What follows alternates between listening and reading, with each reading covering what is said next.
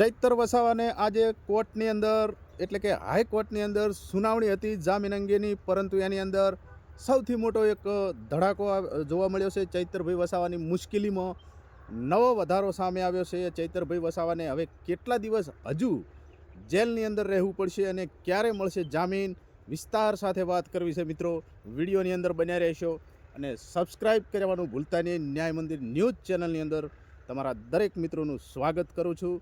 વાત કરીએ મિત્રો કે આજે લગભગ 7 ઓગસ્ટ એટલે કે શુક્રવારનો દિવસ ને આજે હાઈકોર્ટની અંદર ચૈતરભાઈ વસાવાના કેસને લઈ અને જામીન અંગેની જે સુનાવણી થવાની હતી, પરંતુ એની અંદર ફરી પાછો આજે એક નવી અપડેટ આપવામાં આવી છે હાઈકોર્ટના જજ સાહેબ દ્વારા. શું છે આખો મામલો, એની વાત કરવી છે કે શા કારણે આજે પણ ચૈતરભાઈ વસાવાને જામીન આપવામાં આવ્યા નથી.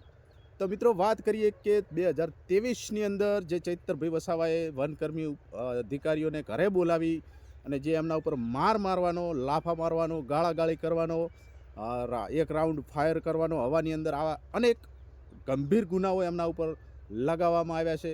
પરંતુ જ્યારે ત્યારબાદ એમની સાથે બીજા અન્ય 9 જેટલા લોકોને પણ એમની સાથે એક જ જેટલી એટલે કે એક સરખી દરેકને સજા પણ આપવામાં આવી રાજપીપળા સેશન કોર્ટ દ્વારા. ત્યારબાદ મિત્રો, એની અંદર આપણે જોયું કે 2-4 મહિલાઓનો પણ સમાવેશ હતો. એક શકુંતલાબેન વસાવા કે જેમને 18 દિવસનો એમની સાથે બાળકની સાથે પણ એમને પણ જેલની અંદર જવું પડ્યું હતું. પરંતુ સૌ પ્રથમ મુખ્યમંત્રી અને નાયબ મુખ્યમંત્રીની દલીલ બાદ એવું જાણવા મળ્યું હતું કે એમને તાત્કાલિક ધોરણે જામીન આપી દેવામાં આવ્યા હતા, જેથી કે એક નાનકડું બાળક હેરાન પરેશાન ના થાય એટલા માટે સૌ પ્રથમ એમને જામીન આપી દેવામાં આવ્યા હતા. ત્યારબાદ 8 જેટલા લોકોને ફરી પાછી હાઈકોર્ટની અંદર જામીન અંગેની સુનાવણીની અરજી કરવામાં આવી, જામીન આપવાની અરજી કરવામાં આવી. એટલે ત્યારબાદ મિત્રો 12 જુલાઈના રોજ ફરી એક સુનાવણી હાથ ધરવામાં આવી અને એની અંદર ચૈતરભાઈ વસાવાના પત્ની શ્રીમતી શકુંતલાબેન વસાવાને એમની સાથે બીજા 4 જેટલા લોકો એટલે કે ટોટલ 5 લોકોને જામીન પણ આપી દેવામાં આવ્યા. અને ત્યારબાદ ચૈતરભાઈ વસાવાના સમર્થનમાં એક મહારેલીનું આયોજન થયું અને લગભગ ડેડિયાપાડા અને સાગબારા વિસ્તારની અંદર એક મોટી સભા યોજવામાં આવી અને ત્યારબાદ 1 લાખ લોકોના હસ્તાક્ષર સાથે આવેદનપત્રો લઈ અને આમ આદમી પાર્ટીના લોકોએ રાષ્ટ્રપતિ દ્રૌપદી મુર્મુ એમની પાસે 1000 લોકોના હસ્તાક્ષર લઈ કે જેના કારણે ચૈતરભાઈ વસાવાને સ્ટે મળે અને એમને જામીન જલ્દીથી જલ્દી જામીન મળે, જલ્દીથી જલ્દી જેલ મુક્ત થાય. એના માટે 1000 સહી કરવાવાળા લોકોના હસ્તાક્ષરો એ આખા આવેદનપત્રો આમ આદમી પાર્ટીના એટલે કે ગોપાલ ઇટાલિયા, ઈશુદાન ગઢવીના હસ્તે રાષ્ટ્રપતિને આપવામાં આવે અને ત્યારબાદ ફરી 29 જુલાઈના રોજ ચૈતરભાઈ વસાવાને જામીન મળે એના માટેની અરજી કરવામાં આવી હાઈકોર્ટની અંદર. પરંતુ મિત્રો, સમય નીકળતો જાય છે અને ત્યારબાદ હાઈકોર્ટની અંદર એમની સુનાવણીની અરજી જે આપવામાં આવે ત્યારે હાઈકોર્ટ દ્વારા ફરમાન કરવામાં આવે કે 5 ઓગસ્ટની ચૈતરભાઈ વસાવાની સુનાવણી હાથ ધરવામાં આવશે. ત્યારે સૌ લોકોની નજર ચૈતરભાઈ વસાવા 5 ઓગસ્ટે જલ્દીથી જલ્દી અમને જામીન મળે અને તે પોતે પોતાના લોકો વચ્ચે પરત ફરે, પોતાના ઘરે પોતાના પરિવાર સાથે રહે અને પોતાના પરિવારને મળે અને પોતાના ઘરે પરત ફરે એવી સૌ કોઈની આશા જીવંત બની હતી. અને ત્યારબાદ 5મી ઓગસ્ટના રોજ હાઈકોર્ટની અંદર સુનાવણી હાથ ધરવામાં આવી.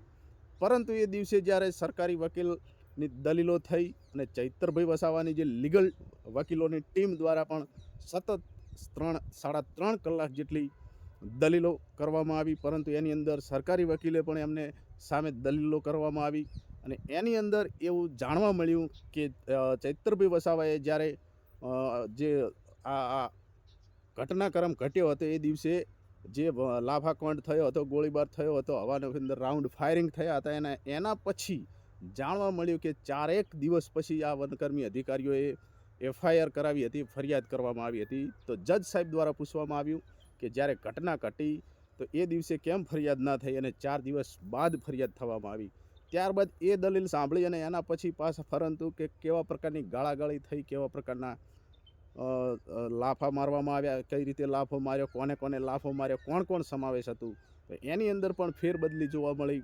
વારંવાર અનેક જે કારણો સામે આવી રહ્યા હતા, જે સબૂત સામે આવી રહ્યા હતા, એની અંદર ઉલટફેર થવાના કારણે જજ સાહેબને એવી શંકા જતા કે આની અંદર ક્યાંક ને ક્યાંક ષડયંત્રો અને કાવતરાનો ભાગ હોય. એ પ્રમાણે જજ સાહેબે એ દિવસે ફેસલો બનાવ્યો અને ફેસલો આપ્યો અને સંભળાવ્યું કે આજે પણ આ સરકારી વકીલના કારણે એ દલીલો માન્ય રાખવામાં આવી ના હોવાના કારણે એની અંદર ઉલટફેર થવાના કારણે જે રિવોલ્વર હતી એ રિવોલ્વર હાજર ના કરી શક્યા, જે પણ સબૂત પુરાવા હતા એ પણ હાજર કરી ના શક્યા. એના કારણે ફરી પાછા ચૈતરભાઈ વસાવાને 7 ઓગસ્ટના જામીનની અંગેની સુનાવણી થશે એવું જજ સાહેબ દ્વારા ફરમાન કરવામાં આવ્યું. અને 7 ઓગસ્ટ એટલે કે શુક્રવારના દિવસે ફરી આજે ચૈતરભાઈ વસાવાના બપોર પછી આ સુનાવણી હાથ ધરવામાં આવી. અને ત્યારબાદ ઘણી બધી ચૈતરભાઈ વસાવાના વકીલો દ્વારા પણ દલીલો કરવામાં આવી અને ત્યારબાદ સરકારી વકીલો દ્વારા પણ દલીલો કરવામાં આવી અને ફરી પાછા એની સામે દલીલોની ટક્કર થઈ. અને ત્યારબાદ સમયના અભાવના કારણે આજે જજ સાહેબ દ્વારા ફરી પાછું ફરમાન કરવામાં આવ્યું કે સમયનો અભાવ છે, બીજા અન્ય ઘણા બધા કેસો છે, એમની પણ મારે દલીલો સાંભળવા હોવાના કારણે આજે સમય તમારો પૂરો થાય છે. એટલે આવનારા સોમવારના દિવસે, કારણ કે વચ્ચે શનિ અને રવિ આ 2 દિવસ કોર્ટની અંદર રજા હોવાના કારણે જજ સાહેબ દ્વારા કહેવામાં આવ્યું કે આવનારા સોમવારે ફરી પાછા આપણે આ કેસની સુનાવણી હાથ ધરવામાં આવશે અને તમારી પણ દલીલો સાંભળવામાં આવશે. એટલે કે ચૈતરભાઈ વસાવાના વકીલોની દલીલ સાંભળવામાં આવશે અને સરકારી વકીલને પણ જે દલીલો કરવાની છે એ પણ સાંભળવામાં આવશે. અને આજે જે દલીલો થઈ એને લઈ અને જજ સાહેબ દ્વારા ફરી સોમવાર એટલે કે 9 અને 10, કાલે 8, 9 અને આવતી સોમવારે 10 ઓગસ્ટના રોજ ફરી આ સુનાવણી હાથ ધરવામાં આવશે. અને આ સુનાવણીના દિવસે કોઈ દલીલો એવા સબૂત કે એવા પુરાવા સાબિત ના કરી શકે, એના લઈ અને ના થઈ શકે તો ચૈતરભાઈ વસાવાને સોમવારે લગભગ જામીન મળી જવાની પૂરેપૂરી ગેરંટી છે. એટલે આવનારા સોમવારના દિવસે આપણે સૌ જોવાના છીએ કે ચૈતરભાઈ વસાવાને 100% જામીન મળવાના છે. પરંતુ વાત એ કરવી છે કે વારંવાર કેમ સરકારી વકીલ તારીખ પર તારીખ આવું કેમ થઈ રહ્યું છે. પરંતુ જ્યારે સત્ય એને પરેશાન થઈ શકે છે પણ કદી હારતું નથી. સત્યનો એટલે કે ધીરજનો ફળ હંમેશા મીઠા હોય છે. કોઈ ઉતાવળ કરવાની જરૂર નથી. ચૈતરભાઈને કોઈ એવી જેલની અંદર રહેવાથી કોઈ ખાસ તકલીફ પડવાની નથી, જેલથી ડરતા પણ નથી. આપણે સૌ જાણીએ છીએ એ જેલ બેલથી બીવાવાળા વ્યક્તિ નથી. એમને 2 દિવસ નહીં પરંતુ 2 જન્મ પણ જેલમાં રહેવું પડે તો પણ ચૈત્ર વસાવા કદી પાછા પડતા નથી. એ એક લડાયક યોદ્ધા, ક્રાંતિકારી યોદ્ધા છે અને એમને ભલે 2 દિવસ વધુ લંબાવવા દેવામાં આવ્યા હોય પરંતુ આવનારા સોમવારના દિવસે ચૈતરભાઈ વસાવા જરૂરથી બહાર આવશે એવા સૌ કોઈને આશા છે, સૌની આશા છે. અને બિરસા મુંડાના આશીર્વાદ હંમેશા એમની સાથે છે એ પણ આપણે જાણીએ છીએ. ત્યારે જે વ્યક્તિ આટલો લડી શકે છે. બરાબર, તો મળીએ મિત્રો સોમવારના દિવસે ફરી પાછા આપણે અપડેટમાં આવીશું ચૈતરભાઈ વસાવાના લઈને. જે સમાચાર સામે આવશે સોમવારે જાણવા મળશે. બાકી અત્યારે હાલ તો 2 દિવસ માટે અમને ફરી મુશ્કેલીમાં થોડો વધારો કહી શકાય. એટલે કે 2 દિવસ હજુ એમને જેલમાં રહેવું પડશે અને સોમવારે ચૈતરભાઈ વસાવાને 100% ન્યાય જરૂરથી મળશે. તો ચૈતરભાઈ વસાવાને ન્યાય મળે એવી આપણે આશા રાખીએ. અને તમે પણ મિત્રો આપણી આ ન્યાય મંદિર ન્યૂઝ ચેનલને સબસ્ક્રાઈબ કરવાનું ભૂલતા નહીં, બેલ આઇકોન દબાવવાનું ભૂલતા નહીં, શેર કરવાનું ભૂલતા નહીં અને સપોર્ટ આપવા ખૂબ ખૂબ વિનંતી એવી આશા. રજા આપશો, મળીએ નવા વિડીયોમાં નવા મુદ્દા સાથે. જય જોહાર, જય આદિવાસી.